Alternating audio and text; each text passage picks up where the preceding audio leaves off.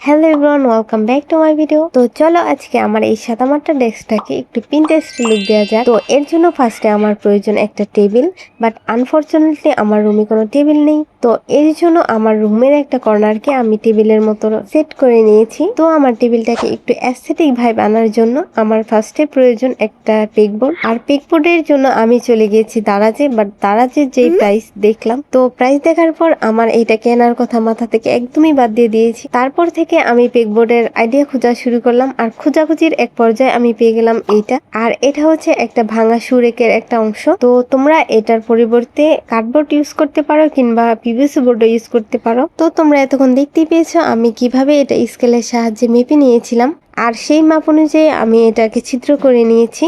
তো এটা দেখতে এরকম হয়েছে। তো দেয়ালের এক পাশে আমি এটাকে সেট করে দিলাম, আর বাকি এক পাশে আমি এই প্রিন্ট করা কাগজগুলো লাগিয়ে দিব।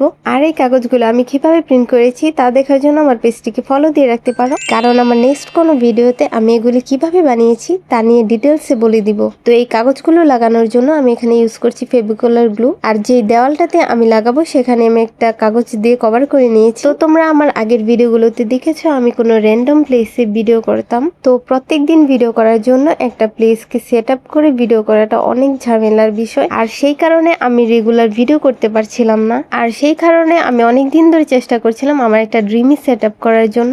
তো আলহামদুলিল্লাহ আমার কাজের জন্য আমি একটা পিন্টারেস্টে ডেস্ক বানাতে পেরেছি। তো এখন থেকে তোমরা আমাকে এখানে ভিডিও বানাতে দেখবে। আর এই টেবিলটাকে অনেক অর্গানাইজ করা বাকি আছে। আর এখন পর্যন্ত আমার ডেস্কটা তোমাদের কাছে কেমন লেগেছে কমেন্টে জানাতে ভুলো না। আর আমার ডেস্কটার ফাইনাল লুক দেখার জন্য চোখ রাখো আমার নেক্সট ভিডিওতে।